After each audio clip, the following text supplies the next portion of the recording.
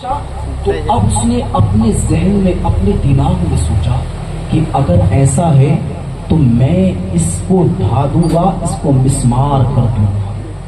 اس نے اپنے ذہن میں سوچا، فقط ذہن میں، یاد رکھنا مسلمان، فقط ذہن میں سوچا تھا۔ اسی وقت معاً اللہ رب العزت نے اس کو آسمانی ایک تکلیف میں مبتلا فرما دیا۔ تکلیف کیسی؟ اس کے سر میں درد اٹھا اور اس کے بعد اس کی ناک سے، کان سے، منہ سے ایک ایسی پیپ نکلتی کہ جس کی بدبو کا عالم یہ تھا کہ کوئی اس کے قریب نہیں رک رہا تھا۔ میں نے کہا یاد رکھنا، کبھی اللہ کے گھر سے آ کر ٹکر مت لے لینا۔ جو آج لے رہے ہیں نا تو وہ بھی دیکھنا جو اللہ کے گھر سے آج ٹکرا رہے ہیں۔ اس لیے جوانوں یاد رکھو، جو آج اللہ کے گھروں کو مسمار کرنے کی کوشش کر رہے ہیں اور جو یہ سمجھ رہے ہیں سب کچھ تو ہمارا ہے، طاقت ہماری ہے، پاور ہماری ہے، جوانوں یاد رکھنا، جو آج اللہ کے گھروں کو مسمار کرنے کی کوشش میں ہے، کبھی پریشان مت ہونا، کبھی پریشان مت ہونا، بلکہ وہ بنگے دوہل کہنا اما طاقتی تمہاری ہے اور خدا ہمارا ہے، عکس پر نہ اتراؤ، آئینہ ہمارا ہے، آپ کی غلامی کا بوجھ ہم نہ ڈھوئیں گے، آبرو سے مرنے کا فیصلہ ہمارا ہے، آبرو سے مرنے کا فیصلہ ہمارا ہے۔ اس لیے کہہ دینا، طاقتیں اگرچہ تمہاری ہو سکتی ہے، پاوریں تمہاری ہو سکتی ہے، لیکن خدا کے گھر کو ڈھاؤ گے، یاد رکھو جس طریقے سے قوم تبا تباہ و برباد ہو گئی، وہ ظالم دنیا میں نہیں رہ سکتا جو اللہ کے گھر کو مسمار کرنے کا ارادہ رکھتا ہے۔ میں نے کہا سنو، اس نے فقط اپنے دل میں سوچا تھا، لیکن اللہ رب العزت نے، رب کعبہ نے اس کو ایک تکلیف میں، ایذا میں مبتلا فرما دیا۔ میں نے کہا سن، ان علماء میں جو سب سے بڑا عالم دین تھا وہ آیا اور آ کر کے کہا، اے تبا بادشاہ ذرا بتا تو صحیح، اگر میں تجھ سے ایک سچ بات معلوم کروں بتا گا کہ نہیں بتا گا؟ اس نے کہا کہ بالکل بتایا جائے گا، بتائیں تو صحیح کیا بات ہے؟ اس عالم دین نے کہا اگر تو سچ بات بتا دیتا ہے تو یاد رکھنا میں تیرے بیماری کا علاج جانتا ہوں، بڑے بڑے حکیم لا علاج کر چکے تھے، بڑے بڑے طبیب لا علاج کر چکے تھے، کوئی نہیں جانتا تھا کہ اس کا علاج کیا ہے، کوئی نہیں پہچان رہا تھا آخر یہ علاج کیا ہوگا، آخر اس کی تکلیف کیا ہے، آخر اس کی بیماری کیا ہے۔ لیکن یاد رکھنا جوانوں، نبی کے نام پر اتنی رات گئے بیٹھنے والوں، جب دنیا میں سب لا علاج کر دیتے ہیں اس وقت میرے سرکار کے دین کے عالم کام آیا کرتے ہیں، اس وقت علماء کام آتے ہیں، جب کوئی کام نہ آئے تو اس وقت علماء کام آتے ہیں، جب سب لا علاج کر دیتے ہیں لوگ پلٹ کر کے علماء کی بارگاہ میں آتے ہیں، جب لوگ پھنس جاتے ہیں تو پلٹ کر کے علماء کی بارگاہ میں آتے ہیں۔ میں نے کہا سنو دنیا والوں، یہ یہی تک محدود نہیں ہے بلکہ مرنے کے بعد جنت میں بھی لوگ علماء کی بارگاہ میں آیا کریں گے۔ بے شک، سبحان اللہ سبحان اللہ۔ جنت میں بھی لوگ علماء کی بارگاہ میں، ہاں علماء کی بارگاہ میں، یاد رکھیں کیسے آئیں گے، جب جنتی جنت میں چلے جائیں گے، جہنمی جہنم میں چلے جائیں گے، اس وقت علماء جب جنت میں ہوں گے اور لوگ جو جنت میں ہوئیں گے، اللہ رب العزت ارشاد فرمائے گا اے جنتیوں جو چاہو طلب کر لو، پیار سے کہیں سبحان اللہ، انشاءاللہ حضور کی شفاعت سے جنت مل ہی جائے گی۔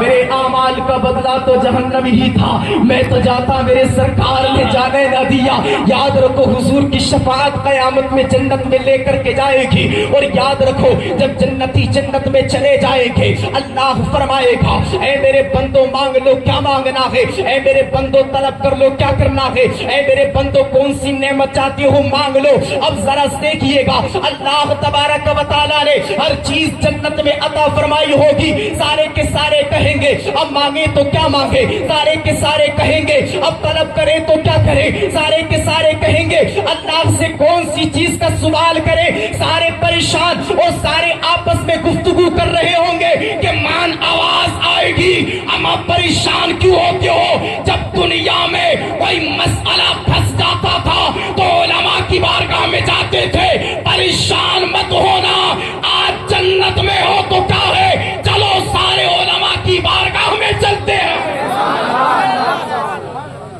سارے کے سارے علماء کی بارگاہ میں، اب سارے مل کر کے علماء کی بارگاہ میں آئیں گے، آ کر کے کہیں گے اے علماء، اے ذرا بتاؤ تو صحیح، دنیا میں ہم تمہاری بارگاہ میں آتے تھے، آج پھر پلٹ کر کے تمہاری بارگاہ میں آئے ہیں، آخر اللہ سے کس چیز کا سوال کر لیا جائے، اللہ سے کون سی چیز کو طلب کر لیا جائے، اللہ سے کس چیز کو مانگ لیا جائے؟ تو اب سارے علماء کہیں گے او لوگوں پریشان کیوں ہوتے ہو؟ اللہ رب العزت نے، رب کعبہ نے ہر چیز جنت میں عطا فرما دی ہے، لیکن ایک چیز ایسی ہے جو ابھی عطا نہیں کی گئی ہے۔ سارے کہیں گے اے علماء ذرا بتاؤ تو وہ کون سی چیز ہے جو رب کعبہ نے ابھی جنت میں عطا نہیں فرمائی ہے؟ تو سارے کے سارے کہیں گے یہ چیز ہے کہ اللہ نے اپنا دیدار نہیں دیا ہے، فرما دی ہے، اب اپنا دیدار عطا کر دے تو رب کعبہ جنت میں ہر ایک جنتی کو اپنا دیدار عطا فرما دے گا،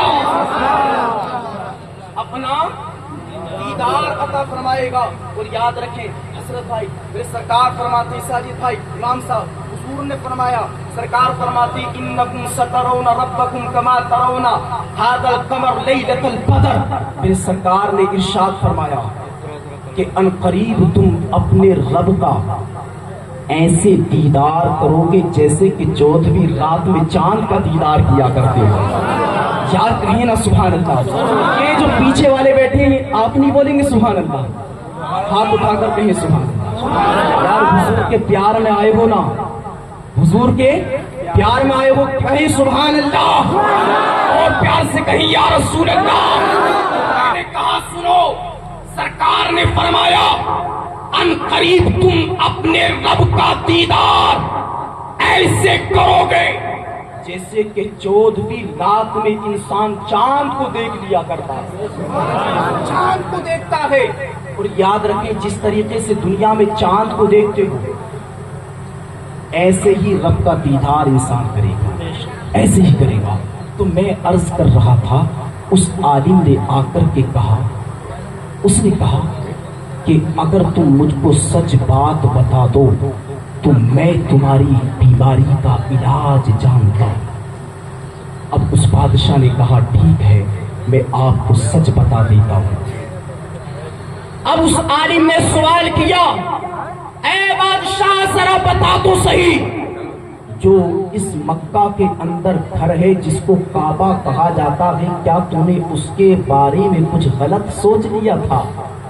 اس بادشاہ نے کہا ہاں میں نے غلط سوچا تھا، میں یہ سوچ رہا تھا کہ میں اس کو مسمار کر دوں گا، میں یہ سوچ رہا تھا کہ میں اس کو ڈھا دوں گا۔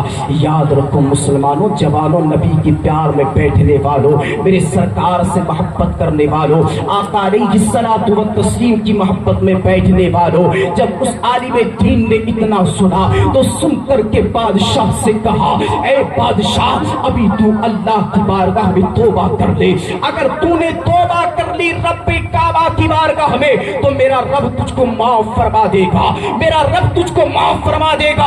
اب بادشاہ نے اپنے ہاتھوں کو فضاؤں میں بلند کیا اور بلند کرنے کے بعد رب کعبہ کی بارگاہ میں توبہ کی، اللہ رب العزت نے اس کی توبہ کو قبول فرما لیا۔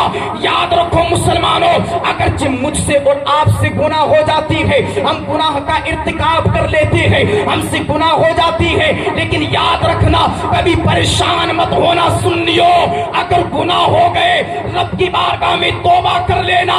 میرے نبی فرماتی ہے التائب من الذنب کمن لا ذنب لہ، حضور فرماتے ہیں جو گناہوں سے توبہ کرتا ہے اللہ اس کو ایسا کر دیتا ہے جیسا کہ زندگی میں کبھی گناہ کیا ہی نہ ہو۔ سبحان اللہ، زندگی میں کبھی گناہ نہ کیا ہو۔ اور حضور فرماتے ہیں، میرے سرکار نے فرمایا اگر تم سمندر کے جھاگ کی برابر بھی میری بارگاہ میں گناہ دے کر کے آ گئے تو میں اس کو معاف فرما دوں گا، میں اس کو معاف فرما دوں گا۔ ہاں یاد رکھیے، آپ سب یہاں پر بیٹھے ہیں، آپ یاد رکھنا میری اس بات کو جوانوں، گناہ تو ہو جاتے ہیں، اس لیے کہ الانسان مرکب من الخطایا والنسیان، انسان یہ خطاؤں سے مرکب ہے، اس سے گناہ ہو جاتا ہے۔ لیکن جوانوں یاد رکھنا، اس بات کو ذہن میں بٹھا لینا، آپ اپنے گھروں کو چھوڑ کر کے آئے ہو، آپ اپنی ماؤں کو چھوڑ کر کے آئے ہو، آپ اپنا گھر بار چھوڑ کر کے آ گئے، ہر ایک کو چھوڑ کر کے یہاں اتنی دور آ کر کے آپ کام کر رہی ہو، آخر کس لیے کر رہی ہو؟ اس لیے کہ ہم تاکہ کچھ پیسہ روپیہ کمائیں گے اور اپنے گھر جا کر کے اپنی اچھی زندگی بتائیں گے، ہے کہ نہیں ہے؟ ہر انسان کی سوچ ہے کہ نہیں ہے؟ اگر ہے تو کہیں نا سبحان اللہ۔ ہر انسان کی سوچ یہی ہے کہ ہم آئیں گے، کما کر کے جائیں گے، ایک دن اچھا کھائیں گے اور گھر جا کر کے اچھی طریقے سے زندگی گزاریں گے۔ اے جوانوں، ایک مرتبہ یہ بھی سوچنا ہے، میں اصلاح کرتے ہوئے چل رہا ہوں اس لیے کہ اصلاح بھی ضروری ہے۔ ایک مرتبہ یہ بھی سوچ لینا، جس طریقے سے آج اپنے گھر کو چھوڑ کر کے یہاں پنجاب آ کر کے اپنی زندگی گزار رہے ہو اور آ کر کے دولت کما رہے ہو، آ کر کے پیسہ کما رہے ہو، اس لیے کہ گھر جا کر کے اچھا گھر بنائیں گے، اس لیے کہ اپنے گھر جا کر کے اچھا کھائیں گے۔ لیکن ایک مرتبہ یہ بھی یاد رکھنا، تم جو اس دنیا میں آئے ہو یہ بھی ایک مسافر خانہ ہے، ایک نہ ایک دن یہاں سے پلٹ کر کے جانا ہے، ایک نہ ایک دن یہاں سے بھی پلٹ کر کے قبر کی طرف چلے جانا ہے۔ اصلی مکان قبر ہے، قبر یاد رکھنا، اس قبر کا خیال بھی کر لینا، یاد رکھنا اس حشر کا خیال بھی رکھ لینا، یاد رکھنا قیامت کا خیال بھی رکھ لینا۔ یعنی اپنے اندر ایک اصلاح پیدا کرو، اپنے اندر ایک انقلاب پیدا کرو، اپنے اندر علماء کی طرف رجحان پیدا کرو، اپنے اندر آقا کا عشق پیدا کرو اور حضور کے عشق میں فنا ہو جاؤ۔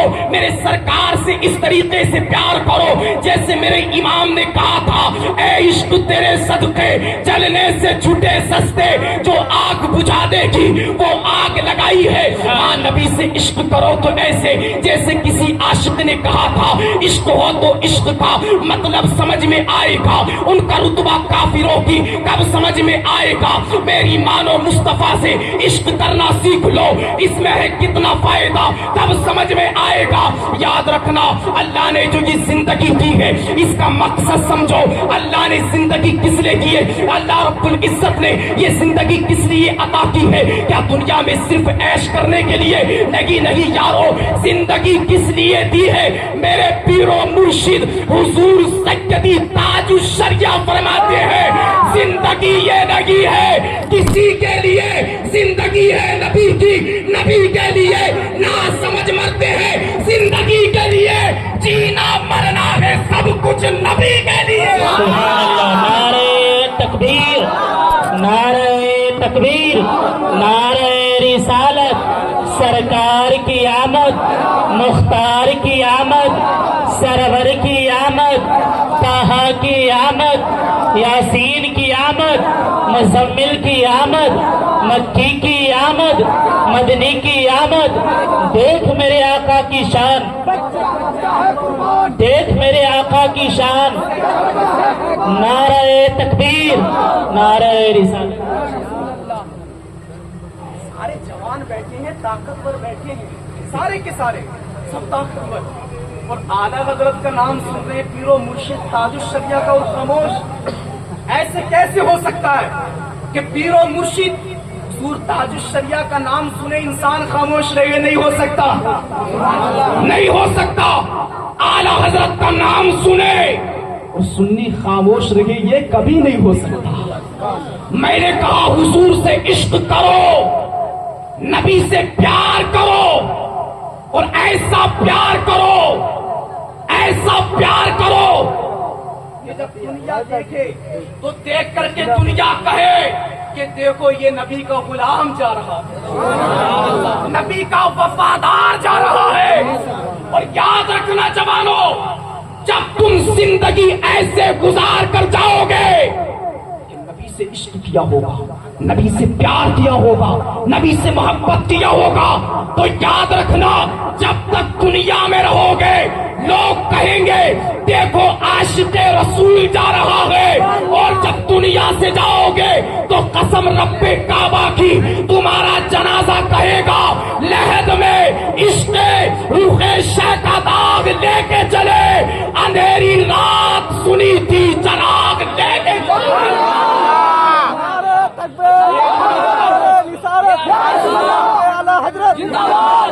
حضرت بستی کریا کریا بستی کریا کریا بستی پھول پھول بستی پھول پھول تکبیر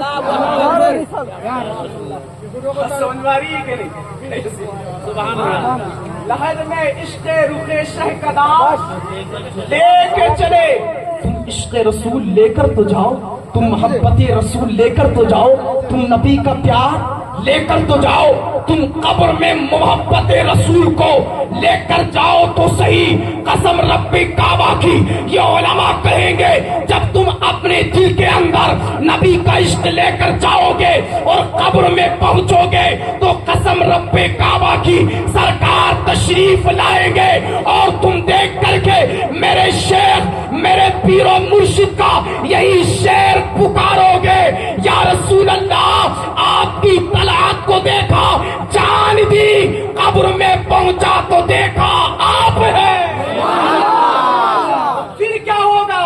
پھر ہوگا یہ کہ قبر میں لہرائیں گے تا حشر چشمے نور کے، قبر میں لہرائیں گے تا حشر چشمے نور کے، جلوہ فرما ہوگی جب طلعت رسول اللہ کی۔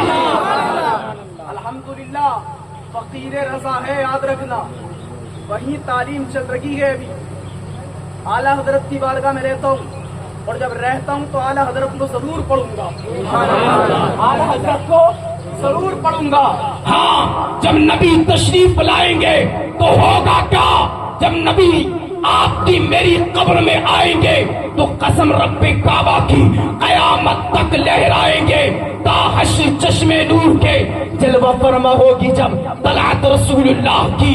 اور یاد رکھو مسلمانوں، اپنے نبی سے پیار کرنا کبھی مت بھولنا۔ میں تیزی کے ساتھ ادھر چل رہا تھا، ادھر آ گیا اس لیے کہ اصلاح کرنا چاہتا ہوں، بس اس لیے کہ نبی سے پیار کرنا اور یہی کہنا ہر کسی سے کہ انہیں جانا انہیں مانا، نہ رکھا خیر سے کام، للہ الحمد میں دنیا سے مسلمان گیا۔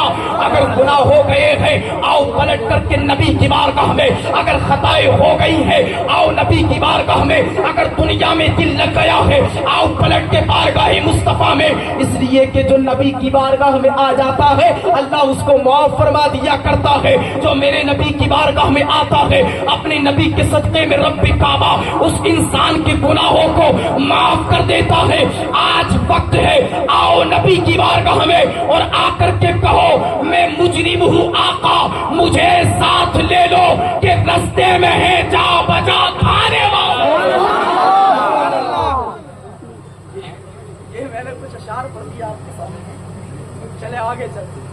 ہلو میں اس لیے پڑھ رہا تھا، میں دیکھ رہا تھا کہ اعلیٰ حضرت کے چاہنے والے کتنے بیٹھے ہیں یہاں پہ، اور سارے اعلیٰ حضرت کے چاہنے والے بیٹھے ہیں، سارے مسلک اعلیٰ حضرت، مسلک اعلیٰ حضرت، سارے اعلیٰ حضرت کے چاہنے والے۔ میں عرض کر رہا تھا، اس نے کہا کہ اے بادشاہ تو توبہ کر، اللہ تیری توبہ کو قبول فرما لے گا۔ اب اس بادشاہ نے اللہ کی بارگاہ میں توبہ کی تو اللہ نے اس کو شفا عطا فرما دی۔ یاد ہے نا کہاں تھی ہم؟ یاد ہے کہ نہیں ہے؟ شفا عطا فرما دی۔ اب بادشاہ نے دیکھا اچھا اب یہ بادشاہ جو ذہن میں لے کر کے آیا تھا کہ کعبے کو ڈھا دوں گا، اب خانہ کعبہ میں جاتا ہے، جا کر کے اس کا طواف کرتا ہے، کہیں سبحان اللہ، خانہ کعبہ میں جا کر کے طواف کرتا ہے، اور طواف کرنے کے بعد یہی تاریخ کا پہلا وہ شخص ہے کہ جس نے خانہ کعبہ پر غلاف چڑھایا تھا۔ آج جو ہر سال غلاف چڑھایا جاتا ہے کعبہ پر، آج جو آپ دیکھتے ہیں ہر سال بہترین قیمتی سونے سے جڑا ہوا غلاف جو آج خانہ کعبہ پر چڑھایا جاتا ہے، سب سب سے پہلے کعبہ پر اگر کسی نے غلاف چڑھایا تو اس کا نام تبع اول ہے. یہی وہ شخص تھا. اس کو یاد رکھیے گا آپ. کون ہے سب سے پہلا شخص جس نے خانہ کعبہ پر غلاف چڑھایا؟ سارے کہیں تبع بادشاہ. سب سے پہلے اسی نے خانہ کعبہ پر غلاف چڑھایا. اب اس نے وہاں طواف کیا. 7 دن وہاں پر ٹھہرا اور ٹھہرنے کے بعد اب یہ اپنے لشکر کو لے کر کے آگے بڑھتا ہے. اپنے لشکر کو لے کر جیسے ہی آگے بڑھتا ہے ایک وادی دیکھتا ہے جہاں پر کھجوریں نظر آتی ہے. ایک وادی وہ دیکھتا ہے جہاں پر ریتلی اور پتریلی مٹی نظر آتی ہے. وہاں جا کر کے یہ قافلہ ٹھہر جاتا ہے. جب یہ قافلہ وہاں جا کر کے ٹھہر گیا، اللہ اکبر، یاد رکھو مسلمانوں، جب یہ قافلہ اس مقام پر ٹھہر گیا تو رات کی تنہائی میں امام صاحب نے ذکر کیا تھا. جب انہوں نے دیکھا اپنی کتابوں کے اندر اور پہچاننے کے بعد جب صبح کا وقت ہوا، انہوں نے کہا کہ اب یہاں سے ہم نہیں جائیں گے. بادشاہ نے کہا ذرا بتاؤ تو آخر وجہ کیا ہے؟ وَسَأَلَهُمْ تُبَّا عَنْ سِرِّ ذَلِكَ. تبا نے ان کے اس سر اور ان کے اس اسرار اور رموز کے بارے میں معلوم کیا کہ آخر وجہ کیا ہے، تم اس مقام کو چھوڑنا کیوں نہیں چاہتے ہو؟ تو ان سارے علماء نے کہا تھا اِنَّا نَجِدُ كُتُبَنَا أَنَّ نَبِيًّا اسْمُهُ محمد صلی اللہ علیہ وسلم. آپ کی بات سمجھ میں آ رہی ہے کہ نہیں؟ ایسا تو نہیں میں پریشان ہو رہا ہوں. نہیں. اسمہ محمد صلی اللہ تعالی علیہ وسلم ہذہ دار مہاجرہ. کہا کہ ہم نے اپنی کتابوں کے اندر دیکھا کہ ایک نبی ہے جن کا نام محمد عربی ہوگا اور وہ مکہ میں تشریف لائیں گے اور اس مقام پر ہجرت فرما کر کے آئیں گے. اس مقام پر ہجرت فرما کر کے آئیں گے. جب یہ بات ہو گئی، آپ کچھ توجہ نہیں کر رہے. یوں لگ رہا ہے توجہ نہیں ہے. کھانا سب نے کھا لیا کہ نہیں کھا رہا؟ ارے ماشاءاللہ، حضور کی برکتیں لے کر کے جائیں. آج کوئی رات عام رات نہیں ہے، یاد رکھنا. آج کی رات کوئی عام رات نہیں ہے. یہ رات وہ ہے کہ جس کی صبح میں جانے کائنات تشریف لے کر کے آئے. آج کی رات سارے حضرات توجہ فرمائیے گا. آج کی رات وہ رات ہے کہ جس رات کی صبح میں ساری کائنات کے مالک و مختار تشریف لے کر کے آئے. وہ نبی جس کے صدقے میں مولا نے مجھ کو اور آپ کو پیدا کیا. وہ نبی جس کے صدقے میں رب کعبہ نے اس کائنات کو پیدا کیا. وہ نبی تشریف لایا جس کے صدقے میں رب کعبہ نے پوری دنیا کو پیدا کیا اور جن کو جانے کائنات بنایا. میرے امام اہل سنت سیدی سرکار اعلی حضرت عظیم البرکت مجدد دین و ملت علم کی چٹان بریلی کی پہچان ہم سنیوں کی جان حقانیت کی شان امام احمد رضا خان فاضل بریلوی علیہ الرحمت و رضوان فرماتے ہیں نظر ایک چمن سے دو چار ہے نہ چمن بھی نثار ہے. عجب اس کی گل کی بہار ہے کہ بہار بلبل زار ہے. نہ دل بشر کی فکار ہے کہ ملک بھی اس کا شکار ہے. یہ جہاں کی ہستہ ہزار ہے جسے دیکھو اس کا ہزار ہے. یہ سبا سنک وہ کدی چٹک یہ زبا چہک لبے جو جھلک یہ مہک جھلک یہ چمک دمک سب اسی کے دم کی بہار ہے. وہ سمن یہ سمن یہ سو سن کیا سمن یہ بنفش سنبل و نسترن گل و سر و لالا بھرا چمن. وہی ایک جلوہ ہزار ہے وہی جلوہ شہر بشہر ہے. وہی اصل عالم و دہر ہے وہی بہر ہے وہی لہر ہے وہی پاٹ ہے وہی دھار ہے. اور وہ جو نہ تھے تو کچھ نہ تھا وہ جو نہ ہو تو کچھ نہ ہو. جان ہے وہ جہان کی جان ہے تو جہان ہے. اب جھکا دو سرے بلا کہ میں نام لوں گل و باغ کا گل تر محمد مصطفیٰ چمن اس کا پاک دیار ہے. چمن اس کا پاک دیار ہے. یہ اعلیٰ حضرت نے اعلیٰ حضرت سرکار علیہ الصلوۃ والتسلیم کی بات چل رہی ہے اس لیے خاموشی کے ساتھ مت سنیے گا. خاموشی کے ساتھ مت سنیے گا. اب میں تیزی کے ساتھ آگے بڑھتا ہوں. اس نے سب کے لیے گھر بنایا اور ہوا یہ فاشترا لہم جاریۃ، اس نے ہر ایک کے لیے ایک ایک باندی لونڈی خریدی. ان میں سے کوئی بھی ایسا نہیں تھا کہ جس نے شادی کی ہو، کوئی بھی نہیں تھا. لیکن ہوا یہ کہ جب سرکار کی بات آئی نا، حضور کی بات آئی، تو ہر ایک نے اب شادی کرنا شروع کر دیا. دیکھیں تعجب اس بات پر ہے جوانوں، وہ اتنا کچھ کر رہے تھے اور آج حضور کا ذکر چل رہا ہے، ہم افراتفری کا ماحول بنائے ہوئے ہیں.